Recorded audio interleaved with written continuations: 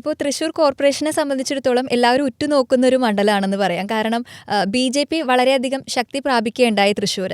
അപ്പോൾ ഇത്തവണ തെരഞ്ഞെടുപ്പ് എന്ന് പറയുന്നത് സി.പി.എമ്മും ബി.ജെ.പിയും തമ്മിലാണോ, സി.പി.എമ്മും കോൺഗ്രസും തമ്മിലാണോ, എങ്ങനെയാണ് നോക്കിക്കാണുന്നത്? ഈ തെരഞ്ഞെടുപ്പിൽ തീർച്ചയായും ഞങ്ങൾ ഈ തെരഞ്ഞെടുപ്പിനെ ചെറുതായി കാണുന്നില്ല. തീർച്ചയായും ഇടതുപക്ഷ ജനാധിപത്യ മുന്നണി മുന്നോട്ട് വെച്ച വികസന പ്രക്രിയയിൽ ഈ നാട്ടിൽ മുഴുവൻ ജനങ്ങളും, ഇപ്പോൾ കുറുക്കഞ്ചേരി മുതൽ കുറുപ്പം റോഡ് വരെയുള്ള കോൺക്രീറ്റിൻ്റെ റോഡ് ഈ നാട്ടിലെ ഏറ്റവും അഭിമാനകരമായ ഒരു പദ്ധതിയാണ്.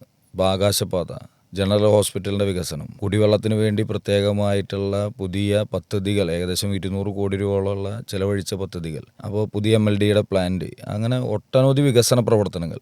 ഇപ്പോൾ ഇവിടെ നിന്ന് പറയുകയാണെങ്കിൽ ഒരു 100 പദ്ധതികൾ എനിക്ക് പറയാൻ വേണ്ടി കഴിയും. ആ പദ്ധതികളൊക്കെ തന്നെ നാടിനകത്ത് സമർപ്പിച്ച ചെറുതും വലുതുമായ പദ്ധതികളുടെ തുടർച്ചയ്ക്ക് ഇടതുപക്ഷ ജനാധിപത്യ മുന്നണി അധികാരത്തിൽ വരികയാണ് ഈ നാട്ടിലെ ജനങ്ങൾ ആഗ്രഹിക്കുന്നത്.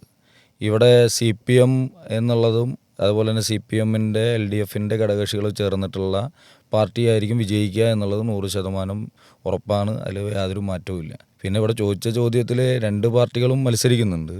ആ മത്സരിക്കുന്ന പാർട്ടികളുടെ ഒപ്പം ഇടതുപക്ഷ ജനാധിപത്യ മുന്നണിയും മത്സരിക്കുന്നു എന്നുള്ളത് ഏറ്റവും പ്രധാനം തന്നെയാണ്. അതിൽ സംഘടനാപരമായിട്ടുള്ള ഒരുക്കങ്ങൾ പൂർത്തീകരിച്ചുള്ള ചിട്ടയായ ഐക്യത്തോടെയുള്ള ഒരു പ്രവർത്തനമാണ് ഇടതുപക്ഷ ജനാധിപത്യ മുന്നണി നടത്തുന്നത് എന്നും കൂടി ഈ സന്ദർഭത്തിൽ സൂചിപ്പിക്കുകയാണ്.